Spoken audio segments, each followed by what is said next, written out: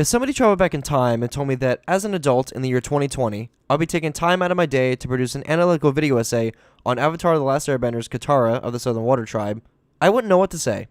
Well, actually I would. I would say, there's so many goddamn things I want to talk about in this hypothetical video. Can we do it now, please? Oh, and also, what's a Netflix?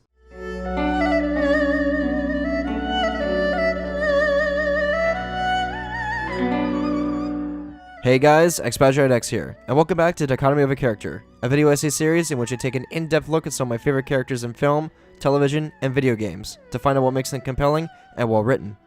As I kinda sorta indirectly promised in the last few episodes of the series, I would do something a bit different after I was done analyzing my favorite characters of the Mass Effect trilogy for the most part. With The Last Airbender's recent release on Netflix, I finally got the opportunity to watch the show in its entirety. As a kid, I never really got the chance to fully watch the show from beginning to end, even though it was one of my favorite shows on Nickelodeon. Now, as an adult, I have the free time to finally finish it from start to end. Let me say this show is fan-frickin-tastic. I'm so moved by the show's superb world building and writing, to the point where I feel like I need to put a pin in all my other projects about my two other favorite franchises in the world, Star Wars and Mass Effect, to talk about why I think its characters are so compelling and well written in this series. That is to say, I was so frickin' impressed by this show and all of its characters and all of its elements that I literally decided to drop all of my projects so I could talk about it. So for those of you who are new here, what are my other projects? What have I worked on previously on this YouTube channel? What exactly is in my portfolio? Well, in the past, I've analyzed other characters in the form of video essays, with this video being the 6th episode of Dichotomy of a Character to date. In the first episode of this series of video essays, I took an in-depth look at Star Wars Knights of the Republic's Bastila Shan. In this episode, I explained how Bastila was supposed to be the Jedi Order's golden child, an example of what it meant to be a Jedi. However, as the game went on, it became clear that this was not to be the case. By the end of the game, she turns out to be an excellent example of how to write a disillusioned and flawed protagonist who gets consumed by self-doubt, which in turn causes her to fall to the dark side. In the second part of my Dichotomy of a Character series, I took an extreme two-part examination in the characterization of Ahsoka Tano of Star Wars The Clone Wars fame. These two episodes include all of her appearances and experiences in Star Wars The Clone Wars, Star Wars Rebels, and in her own novel. In these episodes, I made the case that Ahsoka should be considered the apex example of how to write a young and naive teenager that earns the audience's respect by using failure as a teacher to strengthen herself and grow as a character within the show. Ahsoka uses the lessons she learns throughout the Clone Wars show to become a badass female protagonist with a respectable amount of earned agency and emotional intelligence that all comes to a head in the Season 2 finale of Star Wars Rebels. In the 5th part of my Dichotomy of a Character series, I took an in-depth look at Mass Effect's Liara T'Soni. In this particular video, I detailed how Liara evolved from a naive, lonely scholar who believes that she is a burden upon others in Mass Effect 1, to a jaded and cold person in Mass Effect 2, to an emotionally mature woman who's no longer afraid from asking for help or being vulnerable at the end of Mass Effect 3. In my most recent and probably one of my favorite episodes of Dichotomy of a Character, I took another look at the cast of the Mass Effect trilogy. This time, I examined the character of Tali Zora Voss Normandy. Tali's character arc across the entire Mass Effect trilogy is her struggling with her innate sense of duty to her people, and her innate caring and loving personality. Tali struggles with being just another brick in the wall throughout the Mass Effect trilogy, as her society doesn't allow her to be selfish and focus on what she truly cares about, other people and Shepard. At the top right corner, our card is going to appear that will link all of you to a playlist that contain these video essays. I encourage you all to check them out, if for nothing else but for context for this particular video. These video essays also contain some of the best work I've ever uploaded on my channel in my own personal opinion, so again, feel free to check them out. Also, if you guys are interested in my channel and the kind of content I upload, make sure you like, comment, and subscribe for more video essays like this one. Also, it is the nature of video essays to take a while to produce and make, which is why this one took so long as compared to the last one. Apart from the comment section, the best way to keep in touch with me is on my Twitter page. My Twitter handle is Knight_Badger. Give me a follow there to stay updated on my videos and other random thoughts I happen to have on a daily basis. But enough of the shameless plugs. This episode of Dichotomy of a Character is going to focus especially on Katara of the Southern Water Tribe from Avatar The Last Airbender fame. This video essay will serve as a comprehensive analysis of Katara's characterization throughout all 3 seasons of Avatar The Last Airbender. I want to explain, like I did in my video about Bastila Shan, why we won't ever see a character as unique, well-written, and well-liked as Katara, ever again, especially with how today's writers want to write female protagonists. Katara is powerful, yet has her moments of weakness. She's prone to emotional outbursts and blind rage, but is also the most level-headed and mature members of Team Avatar. Katara isn't a cardboard cutout who is good at everything. She constantly has to fight for what she believes in, and fight for her principles. Katara's principles get challenged multiple times during the show's run. There are often times where these challenges change Katara for the worst, and sometimes for the best. It is in this regard that Katara is truly unique, and what I want to focus on the most. In addition to that goal, I will explain why Katara is the best female protagonist of yesteryear, and why Katara herself should serve as a crucible when writing a female protagonist. It is through this lens that I will say that Katara is a character that should be preserved, respected, followed, and acknowledged as such. Lastly, I'll explain how The Last Airbender allows Katara's character to grow first, and then attempts to tear it down expertly through deconstruction of her personal character and her beliefs. For some fucking reason that I still cannot goddamn fathom, modern writers seem to want to give modern protagonists all the tools they need to succeed at the beginning of the character arcs instead of having them fight for those same tools through ordeals and character growth. These sorts of writers also attempt to set up the protagonist as a way to deconstruct the universe that they exist in, while also adding superfluous elements to the character that doesn't really make sense in the universe or to the character's development or growth. Having a character triumph through failure and extreme duress is always going to be more compelling than setting up a character for failure for later deconstruction. Some amount of deconstruction during Katara's character arc does happen, but those things happen after we establish who Katara is, and are mostly exclusive to Katara herself. If there was an Avatar show in a universe where Aang didn't exist, like a sort of what-if thing, she would make for an excellent avatar from the Southern Waterbending tribe. She doesn't have everything handed to her immediately. She doesn't have the tools that she needs to succeed in her very first appearance of the show. I'm the Avatar! You gotta deal with it! Oh. Anyway, without further ado, let's waterbend ourselves straight into why Katara is just straight awesomeness.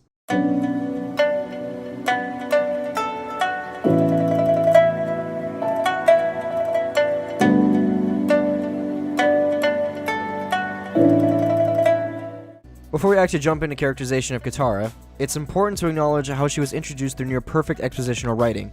The first ever episode of Avatar: The Last Airbender has what I like to call the magical 10 minutes of Avatar's expositional expectations for its characters. In a pilot episode for a new IP or franchise, it is crucial to get this right. Luckily, The Last Airbender does, and succeeds with flying colors in introducing its cast. In the first 10 minutes of the episode, we establish the protagonists and antagonists of Avatar: The Last Airbender, and how their character traits could be potentially built upon later. Aang is a lovable goofball, Sokka is a slightly sexist but lovable moron who's only trying to do right by his father as the last able-bodied male fighter within his tribe. What was I saying?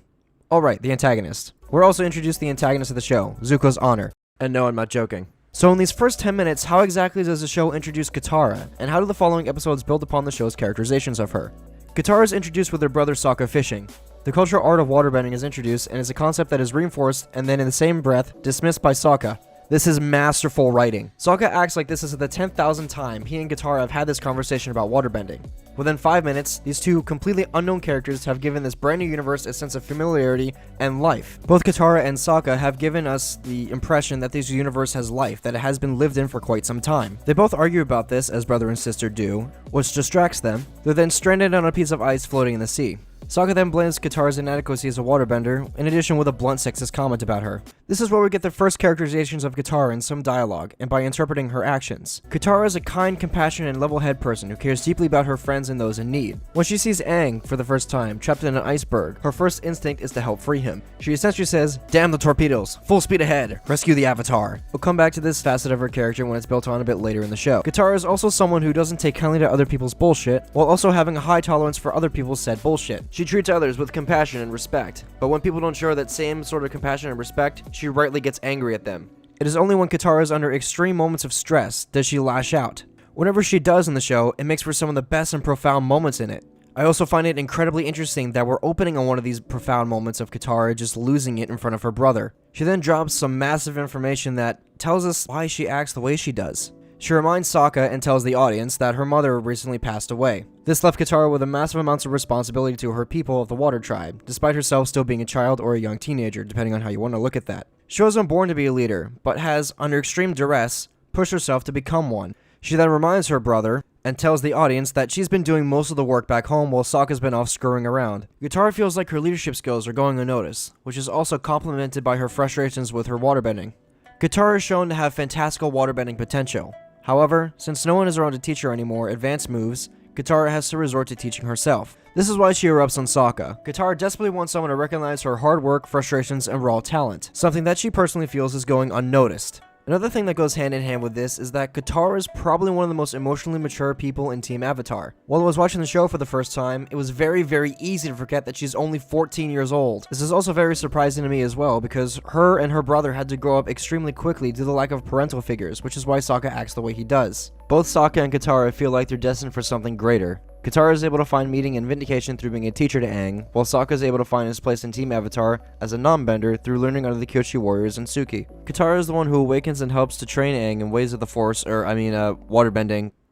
Wait a fucking minute. Well, I think I figured out why I like Katara so much, so let's move on to how the show builds upon her characterizations.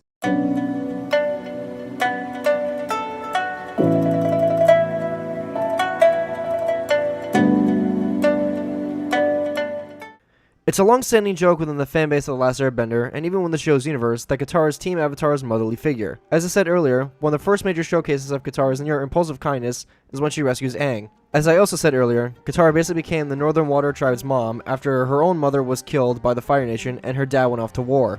Both the Fire Nation and her parents left her and Sokka to guard a frozen dystopia of a handful of people. Katara likely had to learn how to empathize with others very quickly.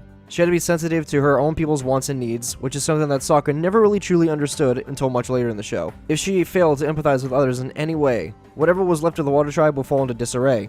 We see this aspect of her character built upon in later episodes in Season 1 and 2 with Aang. When Aang wishes to return home to the Southern Air Temple, Katara is willing to spare Aang's feelings in order to comfort him and keep him happy for at least a little while longer. Aang does eventually find out what happens to his people, and Katara is the one who's there to help calm him down. She keeps him focused and empathizes with him on his losses. Katara also tells Aang that she and her brother are Aang's family now, and that they must work together to succeed. Katara reminds Aang that he's not alone, and reminds him that Sokka and herself know what it's like to lose a family to the Fire Nation. Aang, I know you're upset.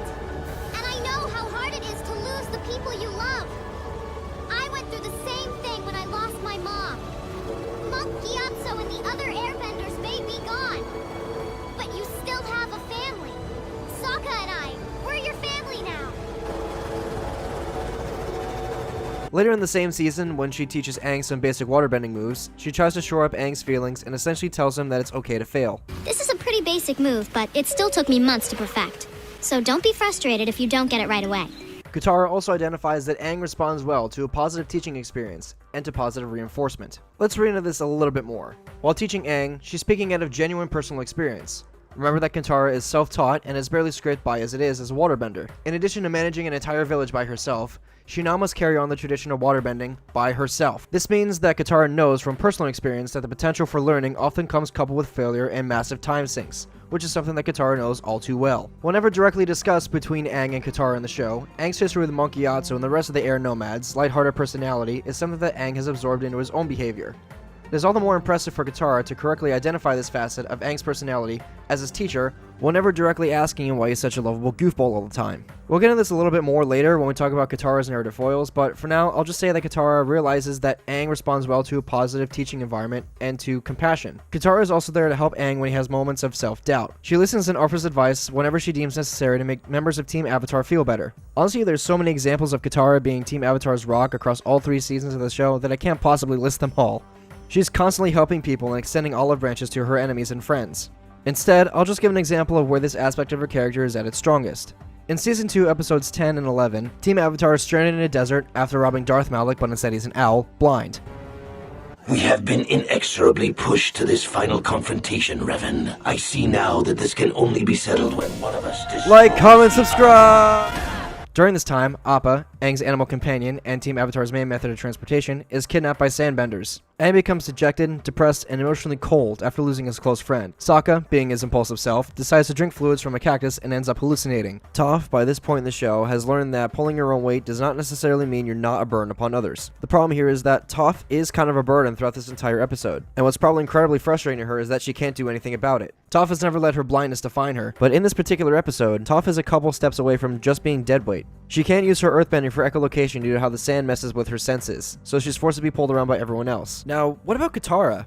Well, Katara is the only one who keeps everyone together. She doesn't go off and do something stupid to jeopardize everyone's safety. Katara keeps everyone more or less focused on getting to Ba Sing Se and finding Appa, while also being in charge of leading around a blind girl, an acid head, and someone who's under extreme emotional turmoil. Another bit of subtext to examine here is that Katara is literally out of her element here. She's a waterbender wandering the desert. The frozen waste of the South Pole must seem like paradise compared to this place. There's something else that's also interesting to look at here. Katara is willing to use the last of her bending water to ensure everyone stays somewhat hydrated. As a matter of fact, in the show, she doesn't even take a sip herself. She gives 3, globs? Yeah, okay, globs. Katara gives 3 globs of water to Sokka, Toph, and Momo. That is to say, Katara is willing to sacrifice her last and only means of defense to make sure her family makes it through this desert. There's an old saying, suffer in silence, or perhaps a bit more relevant one to this episode, don't let him see you sweat. If Katara begins to show cracks or weakness, she risks losing all sense of focus from everyone, which will likely lead to their demise in the desert. She doesn't let fear compromise who she is. Well, that isn't to say she never let external forces compromise who she is in the show at all, but we'll save that discussion for later. Anyway, Katara has managed to put these platitudes into action and show everyone that she's a natural leader, someone who leads by example through compassion, self-sacrifice, and level-headedness. Chalk one up for a resident mom. This is why Katara is so awesome. She's a true paragon of virtue in this episode, and it's what makes her such a joy to watch. Now, it could certainly be argued that this ordeal was an easy challenge for Katara to overcome. I'm not trying to minimize her accomplishments in this episode, but I am saying that these sorts of situations are what Katara has prepared for her entire life, if we take into account her personal history, of course. If you swap the sand and the heat of the desert for the frigid and snowy landscapes of the South Pole, Katara would fit right in here. So, if this episode in the desert is an example of what Katara is at her best, what happens when she is challenged? What happens when Katara meets someone who's totally the opposite of her? What happens when Katara is introduced to her narrative foil?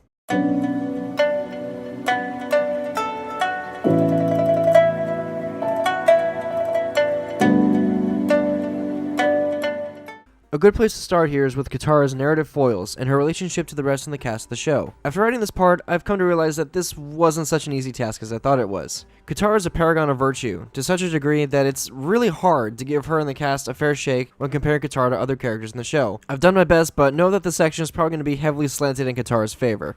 Anyway, let's just move on. So what happens when you mix water and rocky earth? What do you create when that happens? What happens when all that rock and earth and dirt is mixed in with clean water? What happens when you mix all that abrasive rock and sediment into nice, clean, and tranquil water? Well, you create dirty, thick, and slimy mud. This is how the relationship between Toph and Katara could be described. Toph is a natural foil to Katara, and the two often butt heads with each other in the show. The constant bickering between Katara and Toph allows for the Last Airbender to have them both work through the differences, as narrative foils. Now, the main bit of conflict between these two girls begins with some subtext about Toph's history. Toph states that she has always had everything handed to her due to being the daughter of a wealthy family. Due to her blindness, her family has kept her close, to a degree where Toph feels like they're stunting her growth as a person. Toph's parents have always defined her by her disability. Toph wants nothing to do with this and finds the very notion of being coddled by her family insulting, so much so that she has to sneak off to exercise a bit of individuality by herself. As we've come to know Toph throughout the show, we find out she's an abrasive, loud, and boisterous tomboy who's generally unpleasant to be around compared to the more mild manners of Team Avatar. Toph makes no apologies for who she is, because as far as she's concerned, she's earned the right to act this way. Let's contrast this with Team Avatar's resident mom. Katara once had everything to look forward to in her life before all the potential happiness was forcibly taken away from her by the Fire Nation.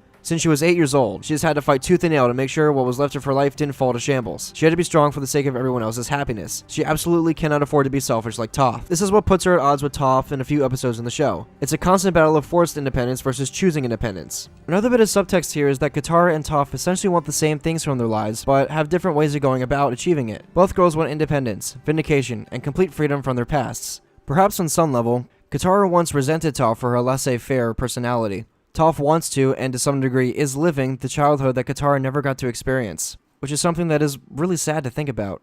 Also, perhaps on some level, Toph doesn't like the fact that Katara can't take a joke, and Toph being abrasive towards her is the only way to try to get her to smile. In Season 2, Episode 8, Katara tries her damnedest to get Toph to contribute to the team despite herself being exhausted from lack of sleep. Toph, being her abrasive and independent self, is both confused and annoyed by Katara, and states that she's pulling her own weight. Katara, given her own personal experiences back home, knows that she cannot afford to be living with a maverick on the team. That's not to say that Katara is trying to run some form of a Rick Grimes-esque dictatorship here. It's rather the opposite. She tactfully starts with a respectful apology and then tries to work backwards to ask Toph for her help in the episode. Hey Toph, I wanted to apologize for earlier. I think we're all just a little tired and getting on each other's nerves. Yeah. The problem here is that Toph isn't letting Katara finish her sentences, and doesn't give Katara the respect that she thinks she's earned. Also, because everyone is exhausted, Katara is about as peaceful as a tsunami, while Toph is about as predictable and blunt as a rock slide. When Toph has had enough, she finally walks, and Katara shows remorse for lashing out. There's a distinct lack of understanding between them both, stemming from their personal history. Toph is afraid of constantly being overshadowed by her parents, and right now, Katara is acting too much like them for her tastes. The issue here is that Toph never opens up about her feelings, whereas Katara wears her trauma about her parents on her sleeves and tries to do better for it, for everyone. More on this later. Anyway, Toph does learn that allowing others to help you is not a weakness from Uncle Iroh, and a relationship with Katara does get smoothed over while Team Avatar is in Ba Sing Se, but it's not until Season 3 where they actually make up for good.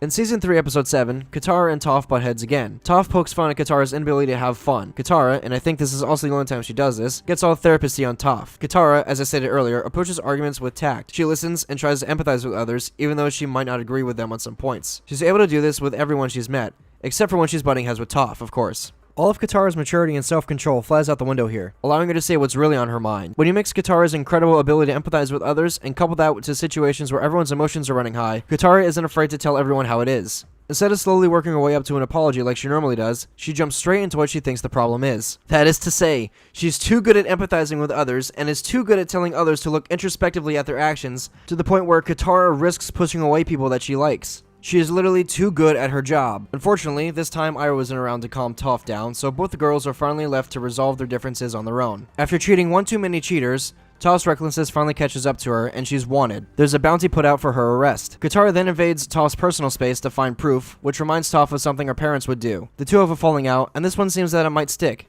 Until Sokka intervenes. Look, you know shit's serious when you have the absurdist comic relief character be the voice of reason for a minute or two. Seriously though, we've heard Katara talk about her parents constantly throughout the show, but to my knowledge, this is the only time Sokka gets real about the impact of his mother's death. At least, on him. On Sokka. He tells Toph that despite all of Katara's annoying eccentricities, Sokka himself has come to rely on her as a sister and as a caretaker.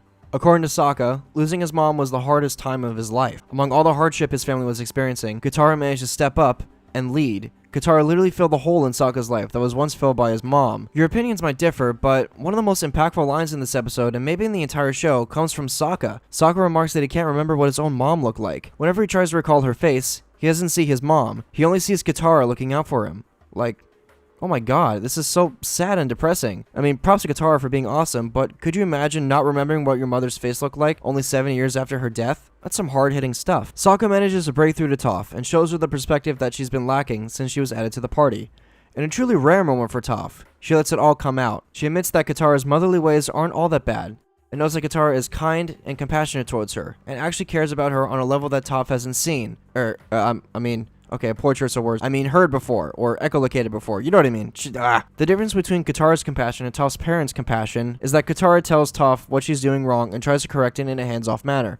She never personally went into town and forced Toph to stop playing those scam games. Katara wants Toph to grow as a person and does her best not to smother her. The Beifongs do the exact opposite, and want nothing more than to coddle their poor, blind child. They went as far as to send 2 mercenaries after their daughter to bring her home in a goddamn metal box. This should tell you everything about the Beifong family, come on. Anyway, thanks to Sokka, Toph apologizes to Katara, and the two agree to pull a scam together. When Katara tries to show Toph that she can be fun and act like a kid, it comes off as a shock to everyone, even if the whole thing does quite literally blow up in their faces. Sparky Boom Man! Toph and Katara actually take the time to talk about their differences while locked up in this jail cell. Toph acknowledges that she could have really hurt her parents just by ghosting them like she did. It was for a good cause, but still. Toph also lets Katara know that she's fun to hang out with, which puts Katara's mind at ease. Toph begins to cry a little bit, and Katara hugs her, and they both make up. Katara, through Toph, has been challenged on what it means to be a kid, and how it would attempt to balance that out with her role as Team Avatar's mom. Toph challenges Katara to lighten up a little bit and smile a little more, while also taking into account both of their own personal issues. Both Toph and Katara come out of this episode for the better of it, something that truly makes the relationship something special. Before this episode, the relationship could be summed up by constant mudslinging, petty insults, and an extreme lack of understanding towards each other. And now that everything's all settled, the relationship is now as layered as a sedimentary rock, a combination of erosion by water and compression by the earth. Katara and Toph have reached an understanding of each other, and this is what makes them such a joy to watch. Now the thing about Toph and Katara is that while they may squabble, Toph never truly betrays Katara's trust in any major way. So this begs the question, who does betray Katara? And what impacts do these betrayals have on her? Did they change her for the better or for the worst?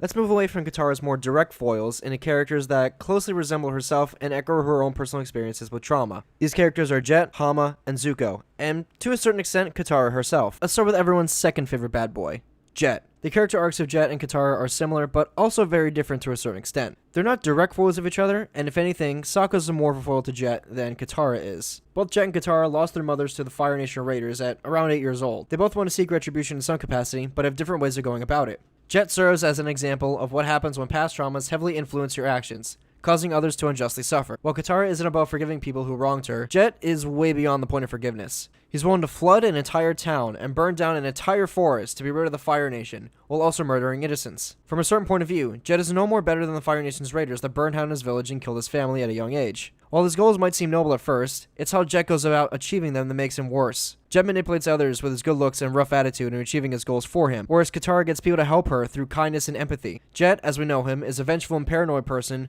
who has let his past trauma dictate his actions to the point where he's willing to set the world ablaze to kill a few Fire Nation soldiers. He's gotten to the point where he legitimately doesn't feel like he's the bad guy anymore. He believes that all his actions are justified and beyond reproach. And the scary thing is, he's gotten others to believe in his cause, who are way younger than him. Sokka ain't buying any of this pretty boy bullcrap. This is why I love Sokka.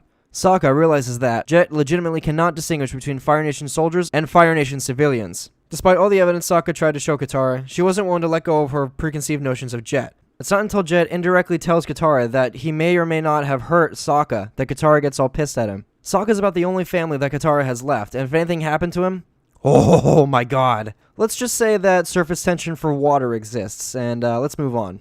Also, Katara being a young impressionable girl from a remote part of the world with no other boys her age helped Katara play into Jet's hand a little bit better. Unfortunately, Jet isn't able to get over his paranoia about the Fire Nation, and suffers for it. This is what happens when Jet runs into Zuko and Iroh in Ba Sing Se. He's so fixated on revenge that Jet perceives everyone who hails from there as a threat. Even when he tries to leave it all behind to lead a new life in Ba Sing Se, he can't let it all go. Ultimately, it's his own paranoia that gets into trouble with the Dai Li, police state and Orwellian stuff notwithstanding. The lessons Katara learns from Jet are as follows. She cannot allow herself to be swayed so easily by outward appearances. She has to judge people on their merits first, and then everything else can follow. Well, actually, it might be more accurate to say that Katara is still willing to trust people, but if they betray that trust, which from Katara's point of view is absolutely genuine, she gon' kill you. As for how Katara deals with her trauma, she does a lot better at managing it than Jet. She doesn't let her past troubles compromise who she is, and doesn't actively seek retribution like Jet. If anything, she has a track record of offering help to her enemies, extending olive branches to them, so to speak. Katara understands when people are too far gone, but she's not a doormat. For example, after Zuko, Uncle Iroh, and Team Avatar fight Azula, Iroh takes a bolt of lightning for the team. After Azula gets away, the first thing Katara does is put aside her differences about Zuko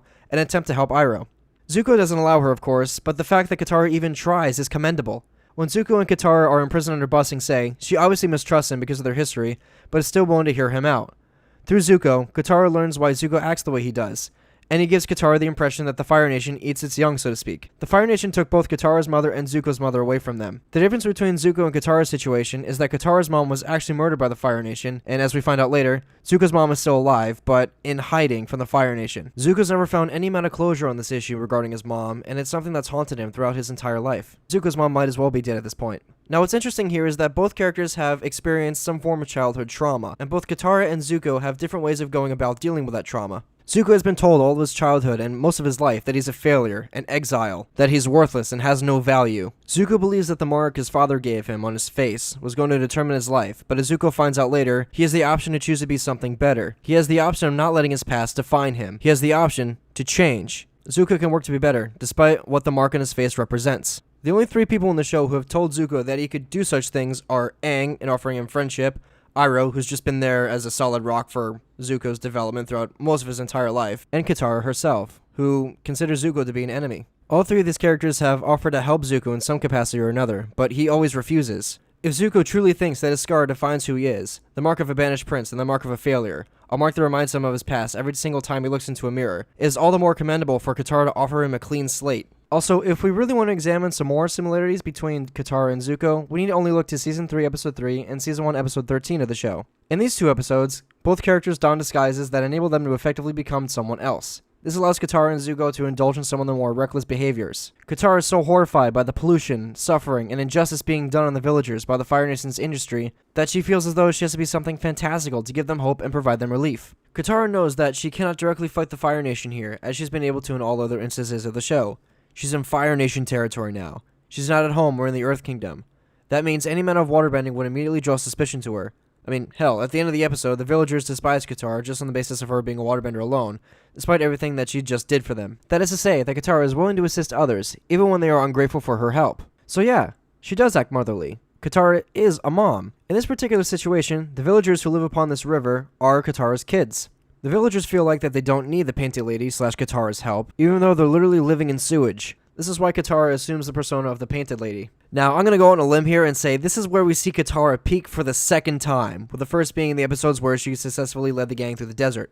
Instead of the show's writers outright implying that she's a paragon of virtue through her subtext and her actions, Katara outright states that she will never turn her back on people who need her, even if she has to do something crazy like blow up a factory or impersonate a lake spirit. Katara refuses to compromise on her principles. And this, ladies and gentlemen, is why I find Katara to be a well-written and compelling character. She is just pure awesomeness. Leave! Do nothing! No! I will never, ever turn my back on people who need me! I know I said this a couple times during this episode, or, during this whole analysis or whatever, but Katara doesn't let her past get her all jaded and stuff. She acknowledges what happened to her parents and what happened to her as a kid. And again, she doesn't want that pain to be felt by anyone else. She understands the plight of common people under the Fire Nation's thumb all too well. She takes that trauma and her past experiences and tries to do better for everyone, and that is truly commendable. Now, to be fair, the Painted Lady persona isn't that much different from Katara herself, but for Zuko, the Blue Spirit persona allows him to hide his scar and source of shame behind a literal mask. The Blue Spirit allows Zuko to have what he always wanted, complete anonymity and freedom from his past by becoming someone else. He's able to fight Admiral Zhao and take Aang back for himself, which is something that Zuko couldn't have done as, well, an exiled prince. We often see Zuko don the Blue Spirit persona, or wear the mask, rather. Zuko becomes a different person. From a certain point of view, he rescues Aang from his certain death and execution by the Fire Nation, and while yes, it's for his own personal and selfish reasons, he still does it. I don't think it's a coincidence that the writers decided to throw in a conversation between Aang and Zuko, where Aang effectively asks him to be a friend. The last instance I can really think of where Zuko dons the Blue Spirit persona is when he rescues Appa. Instead of, say, killing Appa, or maiming Appa, or seriously hurting Appa, he decides to do the right thing and let him go. After everyone makes it out of Lake Laogai, Zuko throws the mask into the river, making this the last time we're ever going to see him in this mask. So much like Katara, Zuko feels as though he needs to become something fantastical to achieve his goals, whereas he normally wouldn't be able to as just Prince Zuko. So, yeah, the Blue Spirit's to Zuko as Zuko is to Bruce Wayne and Bruce Wayne is to Batman. Now, in hindsight, healing Zuko's face wouldn't have been the best option, but I have to think, what if Katara did? Would Zuko still have betrayed Iroh and Katara's trust to join Azula? Would Katara's healing abilities be enough to give Zuko some amount of closure and peace? Would it have even mattered? Would Zuko have to return home and see just how dysfunctional his family and friends were in order to completely separate himself from it? Let me know down in the comments, guys. I'm genuinely curious on what you guys have to say, given that we know what happens to Zuko in the next couple episodes. While you're all thinking about that, we're going to put a pin in Zuko and Katara's relationship for now, and ask what Katara did learn from her brief time with Zuko in jail. As far as Katara is concerned, Zuko's on her one and done list. He betrayed her trust even after she offered him help. I like to think Zuko's actions and Aang's near death at the hands of his sister seriously shook Katara to her core. It is the result of the Season 2 finale that causes Katara to sort of become a little more jaded and open to suggestion, I would say, as we approach Season 3. In Season 3, Katara is beginning to show some elements of wear and tear, and that's what I want to touch on next, starting with everyone's favorite episode of Avatar, the Puppetmaster.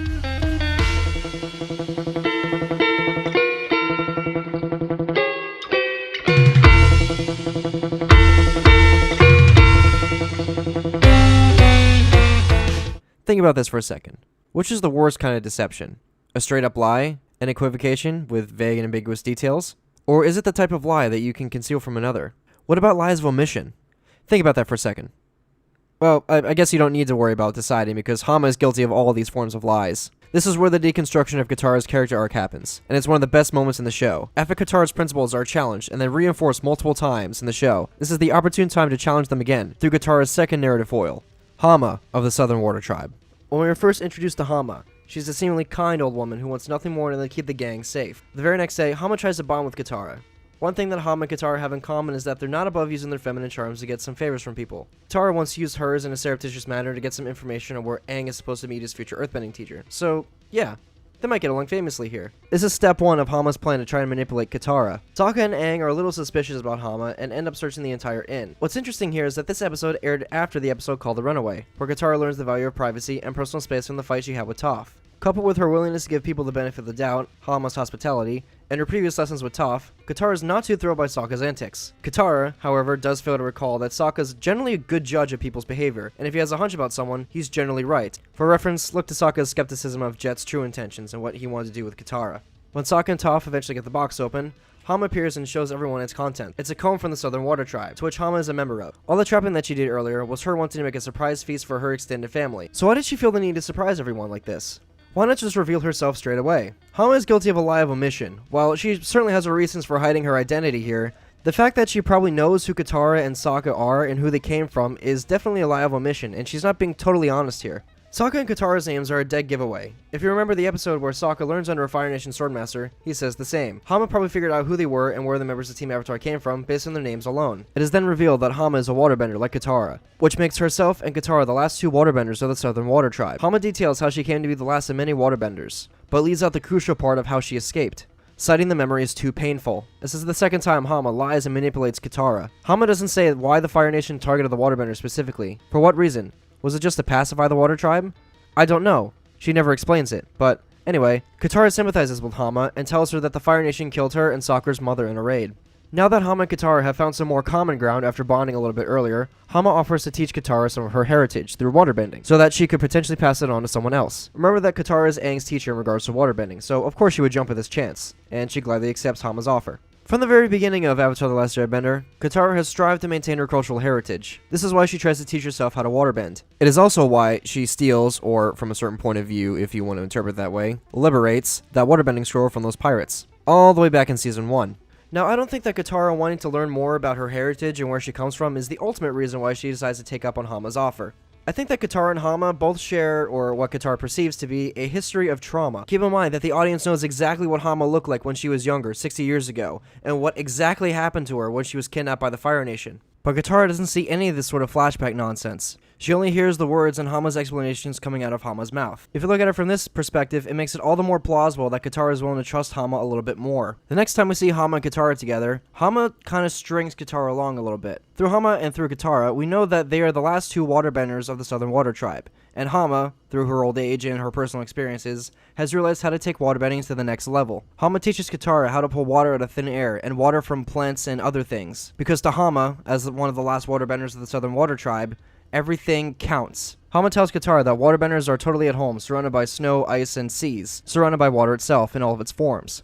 She wants to try to teach Katara that water is everywhere, and where there's water, you can waterbend. Katara remembers her struggles in the desert, trying to keep her and everyone else in line, despite the lack of water, and Katara herself being literally out of her element. It's also worthy to note that Hama is very pleased with Katara's resourcefulness when Katara states that she used her own sweat for waterbending once. While not totally bad, Hama comes off as a resourceful and pragmatic person, but there is a point where she takes this too far though. And here's where we notice the slight differences between Katara and Hama, just by this little bit of subtext here. It wasn't really until Season 3 where Katara had to think outside the box a little bit. Remember earlier I talked about the Painted Lady persona and how Katara essentially had to become someone else to help other people. And because of that, what Hama's saying here is very, very true. While in the Fire Nation, Katara, Aang, Sokka, and Toph had to become someone else. Everyone in the gang had to assume false identities, wear different clothes, and act a little bit different.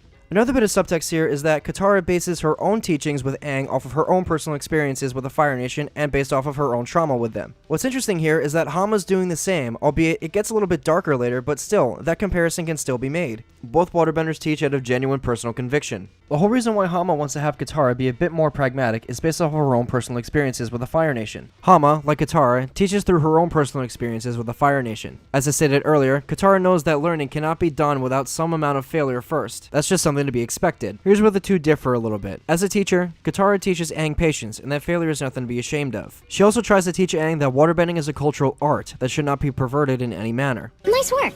Though the over-the-head flare was unnecessary. Sorry. Hama is the exact opposite of this. As one of the last waterbenders of the Southern Water Tribe, she's had nobody to stop her from changing her ways. There's no more waterbending masters to control her behavior and rein in Hama's darker impulses, like Katara did with Aang as he was showing off to her, all the way back in Season 1. Hama has become her own authority on what's right and wrong, and as we learn from this episode, that is something truly scary. She's gone completely off the deep end, with no discipline and no respect for the culture that taught her how to waterbend in the first place. Hama wants to teach Katara that pragmatic waterbending in a strange land is nothing to be ashamed of, and as a matter of fact, should be something that Katara herself should do more often. This is perfectly demonstrated by how Hama treats the fire lilies. When Katara mentions how she's met swamp waterbenders who manipulate the water in vines to make them move, Hama tells Katara that you can take it even further. This is all for the sake of preserving their culture and ensuring that southern waterbenders don't literally die off. Katara does express some amount of concern for what Hama did to the flowers, but shakes it off. Hama then tells Katara to meet her outside when the full moon is out for a final lesson. Hama then tells Katara about how she discovered bloodbending, and subtextually tells us that the water is the most overpowered bendable ever. Hama enforces her own will on others using bloodbending, which, given her own personal history, is something that she had to do to survive the Fire Nation. The thing is that she's never sworn off using this power like Katara does later in the show.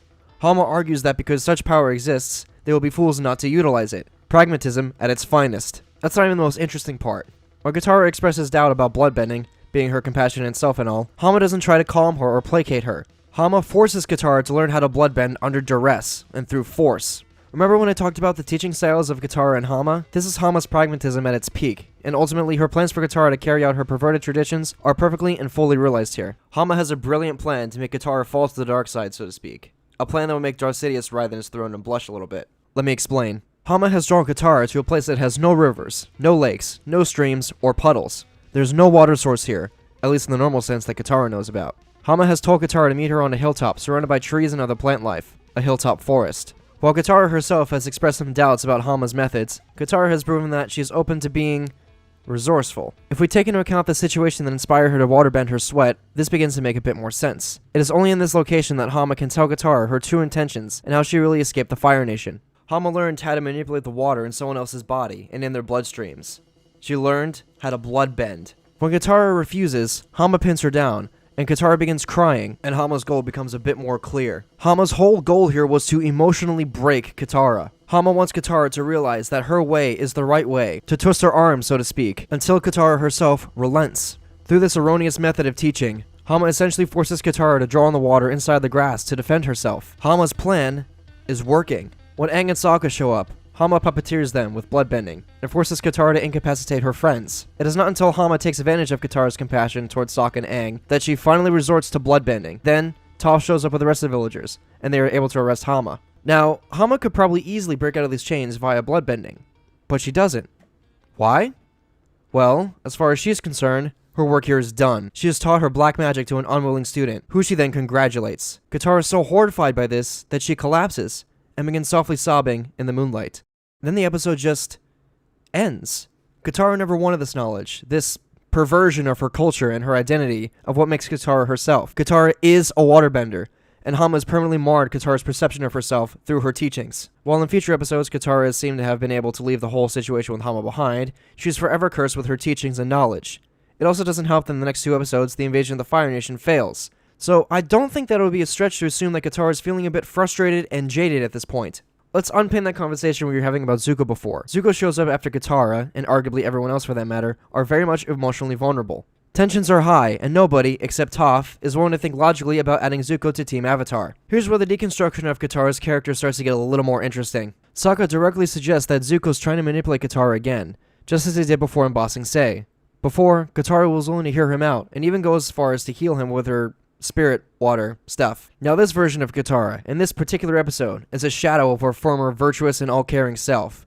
After learning from Hama, Katara begins to question herself and why she acts the way that she does, and Zuko's mere presence exasperates these new tendencies for her. What's also interesting is the possibility that Katara is mad at Zuko for being more virtuous than herself. To be fair to Zuko, he's earned it, but to be fair to Katara, all it took for Zuko to join Team Avatar was the opinions of Toph, and Zuko saving their lives once from Sparky Sparky Boom Man. I love that name so much. Again, Katara is definitely not herself here. As under normal circumstances, and in the past, Katara will be willing to sue for white peace with Zuko. Something is getting at Katara, and she cannot find peace anymore. Does this sound like a familiar character arc? This is literally Zuko's arc. Zuko's arc. Katara is so far gone from her formal self and so different that she even threatens to kill Zuko if he steps out of line. Now sure, if we take Katara's behavior here and put it into a vacuum in this particular episode, and if it's only just between her and Zuko, her behavior is totally justified. I, however, don't think that it is. If the writers want to hammer in that this is the new Zuko and Katara, and that this is what their relationship is going to be represented by, a relationship that's justified to exist by Katara making death threats to Zuko, then why the hell do Katara and Zuko have a whole episode about the ethics of murder and revenge that tie back to Aang's dilemma of whether or not he should kill Fire Lord Ozai? Say it with me now. Katara is not herself. Something is getting at her. And what is this something, you may ask? If we fast forward to Book 3, Episode 14, we can see further deconstruction of Katara's character and beliefs. This is when her moment of crisis occurs, and it is fan-frickin-tastic. When the episode opens, Azula indirectly separates Katara from her father, someone that she looks to as a moral compass. To Katara, her father can literally do no wrong, so it's all the more significant that the story splits them up here. Katara is obviously not thrilled by this at all, but she realizes that she has no other choice but to flee with Aang and everyone else. The gang gets away mostly due to Zuko's efforts. He was able to hold off Azula and give everyone some space to flee. When they are free and clear, everyone gathers around the campfire for some tea. Aang remarks that it feels just like old times, camping around and stuff. And Zuko tries to crack a joke, which makes everyone except Katara laugh. She storms off from the camp, and Zuko goes after her and tries to talk with her. What's interesting here is that Zuko and Katara have swapped positions. Zuko's trying to break through to Katara and gives her every possible concession that he can. Katara, on the other hand, is off making impossible, unreasonable, and emotional demands of Zuko. After everything she's been through, with Zuko's betrayal, her mother's death, Aang nearly dying at the hands of Azula, the Fire Nation's general fuckery, the shenanigans with Jet, and Hama teaching her some black magic, Katara feels as though she can never trust anyone ever again. Katara is angry, confused, and mad at things beyond her control. Now what's interesting here is that Zuko takes these impossible and unfair demands of Katara and actually tries to put some of that into motion. I don't mean that Zuko's going to try and resurrect Katara's mom or try and take back Ba Sing Se single-handedly by himself, but he needs to do something. So he goes and talks to Sokka, who's about to do some joint Kyoshi warrior and water tribe sparring exercises with Suki to promote good intergroup warrior relationships and teamwork. Yeah. Chalk another one up for Sokka for trying to get some. Anyway, guess what Zuko does? He goes, "Let me ask you how your mom died." And so Sokka tells him. Zuko asks him to think hard about what happened. Did he recognize any banners, any signs of who was leading the raiders? Sokka does. Zuko's able to deduce who led the raiders after all. The very next morning, Zuko tells Katara that he knows who killed her mother, and that he's going to help track him down, with unconditional support, with no questions asked. Does this sound like another character arc that we've seen in the show? Someone who, perhaps in the past, has supported Team Avatar and its members unconditionally. Katara! This is where Katara hits her crisis point, and where her friends try to mediate. Aang empathizes with Katara, and tries to tell her that revenge is not the Avatar way, while Zuko argues that this is about getting justice that's long overdue. Essentially, Aang and Zuko are filling devil and angel roles here. I previously stated in this character analysis of Katara that when she gets emotional, she isn't afraid to say what's really on her mind. In the past, she's been able to sort her own issues out before getting all emotional, or at the very least, minimize them so they don't cause problems for others. However, the characterization of Katara of the Southern Water Tribe has changed dramatically since I've introduced that concept of Katara being a paragon of virtue. Katara has since lost all ability to empathize with others at this point. She's no longer the glue that holds Team Avatar together. Instead, she is now actively tearing it apart through cheap shots and emotional outbursts. I mean, for fuck's sake, she says this to her own brother. Katara, she was my mother too. But I think Aang might be right. Then you didn't love her the way I did. Katara! What the fuck, Katara? Katara literally couldn't care less about everyone's feelings, and this is further highlighted when she goes behind Aang's back to steal Appa. Now in this episode, we get to see Katara be a complete stealthy badass, but again, we have to remind ourselves that she's being consumed by vengeance. So, hold your applause. This is where Katara stops pulling her punches with waterbending too. She absolutely brutalizes more than a few Fire Nation soldiers by either throwing them into the sea, off the ship, or summoning a huge wave to wash them all off of it. This isn't even the worst thing that she's done so far. In this very episode, Katara resorts to bloodbending. Let me say that again. Bloodbending! She bloodbends somebody! This should tell you a lot about where her mind is at this point. Also, this isn't the same style of bloodbending that Katara used to pacify Hama earlier. Let's compare. In the episode where Katara fights Hama, Katara collectively and calmly uses the bloodbending power on Hama and lets other people arrest her. She doesn't try to brutalize Hama, even though she basically just tried to kill Aang and Sokka. Compare that Katara to this revenge-fueled Katara. When she and Zuko find the man who think killed Katara's mother, she uses bloodbending to bend and contort his body in ways that shouldn't even be possible.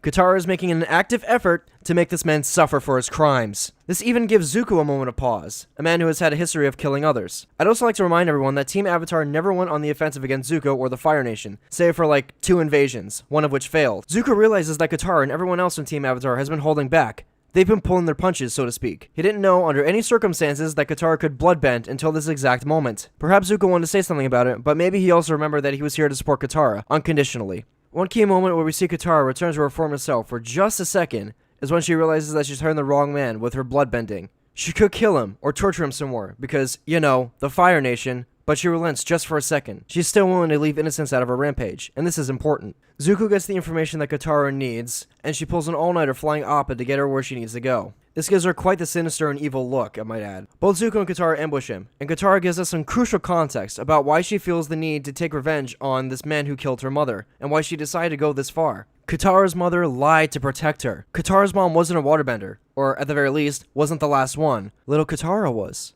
Katara's mom died to ensure her daughter lived, and to preserve the traditions of the Southern Water Tribe. Katara spent years wondering what kind of person will be capable of such atrocities, and now she understands. People who commit genocide and murder to such a degree are sad, pathetic, and empty inside. There's no life inside, no joy or happiness left in this man, just internal misery. that they utilized to paint the world red, or in this case, burn it to the ground. While Katara herself wasn't around to hear her mother suggest to take her prisoner, her mother still suggested it to protect her daughter. This would have been the merciful option for the Fire Nation to take. But instead, the Fire Nation decides to kill her on the spot inside their own home. Katara lashes out and makes a huge sphere of rainwater and turns it into icicles. But when the cards are down, she couldn't bring herself to finish it. She couldn't kill him. As much as Katara despises this man and thinks that he deserves to see some amount of justice, she doesn't want to be like him. Katara doesn't want to stoop to his level more than she already has. So in the end, she just walks away. The episode ends with Katara sitting at the end of a pier, mulling over what happened. Katara calls into question her key character traits here, which is very significant. She's worried that she was either too weak not to kill her mom's murderer, or too strong not to. Katara is questioning what makes Katara, Katara. Questions like, does Katara set herself up for failure by giving people the benefit of the doubt? Is it a weakness or a strength when she does this? Was she wrong about questioning her nature in the first place? Was she wrong not to kill the man who killed her mother? Was leading a selfless and empathetic life, despite the Fire Nation, a wise decision in the first place? Was it a wise idea to attempt to lead a life of happiness, knowing that she will never be whole again? Katara herself has done very little introspection throughout this series, because of her inherent ability to empathize with others. She has always been the moral authority among Team Avatar, someone to look to when someone's having a bit of trouble. Katara has never needed to question her own actions or abilities, because she was the one keeping everyone together in the first place. This scene, and hell, this whole episode, needed to happen, so it could deconstruct Katara's character, and what makes Katara herself. So what is the result for Katara after this episode? Did it change her for the better, or for the worse? Well, that's a very complex question with a very complex answer. If we judge Katara's actions here in a vacuum, we would get the following result, or something close to it. Katara has learned that vengeful violence isn't what she needed, but yet at the same time, she doesn't want a white peace with the Fire Nation. Violence is the correct course of action sometimes, but it's important not to let revenge drive your actions, lest you become an unhinged amoral maniac, like Hama, or Jet. Now, if we take this episode and apply it to other characters, it directly ties in with Aang's issues about straight-up killing Fire Lord Ozai. Katara's object of vengeance is a sad, pathetic old man who works in his garden in his spare time. He's a shadow of his former self, and straight up begs Katara for mercy when she's about to kill him. Ozai is far from that. He's a little genocidal fascist. So if we're going to test Katara's ability to murder or capacity to kill somebody or to end their lives, would Katara, on such a scale, kill Ozai? No. I don't think she would. No. In a wider sense, she wouldn't. If this were true, why didn't she kill Azula when she had the chance? Why didn't she use bloodbending to incapacitate Azula? It would have been way easier. Why did she instead opt for the non-violent conclusion? Well, the answer was left ambiguous, and that's on purpose. There's a message in here about rising above your trauma and how it's important not to lose yourself, but again, that message is ambiguous in and of itself. There's a lot of morally gray stuff here, and I think that it's excellent that Avatar is able to air such themes, such realistic themes of what trauma can do to somebody, in a kids show that aired on Nickelodeon several years ago. On one hand, murder is very, very wrong, but white peace and white peace forgiveness, that sort of thing, it can happen. You don't have to forgive everybody that you meet. You don't have to forgive everyone who once wronged you. That's totally okay and realistic. Then again, Katara also doesn't forgive the man who killed her chances of a happy life, but instead causes her to forgive someone who's a close proxy of him, Zuko. To Katara, Zuko represents an antagonistic force. To Katara, Zuko was once everything that was wrong with the Fire Nation. There are moments in the show where she actively tries to deperson him, like she did with the person who killed her mom. His scar represents something that she's been fighting against her entire life. Some healing has been done here, but she's still not whole, and I don't think she ever will be, and that's really sad. In the end, I truly think that this episode is about meeting impossible demands, that some things are just impossible to overcome, that the past is inescapable, unfixable by sheer force, vengeance, and willpower. Katara has done her best to power through everything that has happened to her in her life, and she has succeeded for the most part. This is the time where she meets her first immovable object. And what is this immovable object? Blind rage and revenge. She cannot empathize, reason, or console with it. So she reaches the same conclusion that has allowed her to keep going through all this hardship. Katara keeps moving forward. She keeps on trucking despite what this man did to her family, and makes peace with the fact that she cannot change the past or fix her past traumas through vengeance and violence. Katara realizes that it is better to look to the future, to help Aang defeat the Fire Lord, and to put an end to all the death and destruction the Fire Nation itself has caused. All the pain and suffering will end, so nobody else has to suffer like Katara did, like Sokka did, like Kaya did, like Jet did, like Hama did, like Zuko did, like Aang did, like Iroh did, like Azula did. Katara keeps going, and going. Instead of adding more pain and suffering to the world, she has an opportunity to make it better for everybody. Ladies and gentlemen, this is why Katara does not kill, and is exactly why Katara is one of the greatest examples of a truly well-written, complex, and compelling character in fiction. The complexity and appeal of Katara blew me away when I first watched The Last Airbender for the first time, and again when I was piecing together this video essay. I hope I provided enough proof that gives credence to why Katara is the perfect example of how to write a kindly, empathetic, feminine, and protective protagonist who struggles with her past trauma. Katara is someone whose beliefs and principles get properly challenged through portrayal and proper deconstruction of said beliefs. I might be a sucker for tragic characters, but there was always something really sad about Katara and how she carried herself throughout the show. She always had such a heavy burden to bear as a child. She was forced to swallow her sense of pride and self-worth for the sake of the Water Tribe and everyone else around her. So, as our time together comes to an end, what lessons can we learn from the life, times, and struggles of Katara of the Southern Water Tribe? The most important lesson to learn from Katara is the lesson of inner strength. You must always give others the benefit of the doubt and extend olive branches to them, even when they don't want your help. Never ever turn your back on people who need you. As Katara learned from Toph, sometimes it's best to be a bit blunt, and it's okay to cut loose every once in a while. And as Katara learned from Jet, Zuko, and Hama, it's important to not let your past traumas consume you to the point of apathy or immoralism. Take a page from Katara and reinvest some of that inner pain to make sure nobody suffers to the degree that you once did. That's also not to say that you should be a complete doormat for everyone's help. Katara in The Last Airbender has a strict one-and-done policy in regards to her trust. If you betray her genuine trust, you're done. It is okay not to forgive those who once horribly wronged you. It is okay for that forgiveness to have a high price. And it is okay to set the bar high when regarding such things. It is also important to learn the lessons of patience, selflessness, and empathy from Katara. Katara is the rock of which Team Avatar could rest all their troubles on. Katara is a paragon of virtue in The Last Airbender, but I don't expect everyone watching to be as virtuous as her, to the degree that she is in the show. Katara has had years of practice to be this way, though I'm not suggesting that it's impossible to achieve. Instead, I merely suggest, at the very least, listening to your close friends and family's woes, to give them an outlet to vent about their troubles. Katara is a very patient young girl, a character trait that we are immediately introduced to as soon as we meet her in the show. When she's had enough of other people's crap, and when Katara does get emotional and angry, she loses her ability to empathize and remain level-headed. When your emotions are running high, do your best to remain calm and try not to resort to emotional outbursts and petty mudslinging. If there is a penultimate lesson to be learned about my findings about Katara, then learn this. Close attachments and love are not a weakness. They are strengths that you can draw upon at any time. If one of you are watching develop a love or a deep bond with somebody, do not forsake that relationship. Relying on somebody else for help is not a weakness or irregular in any manner. It is not a weakness, but a strength that one can call upon at any point in time. And that is a lesson of Katara of the Southern Water Tribe, a truly compelling and well-written character.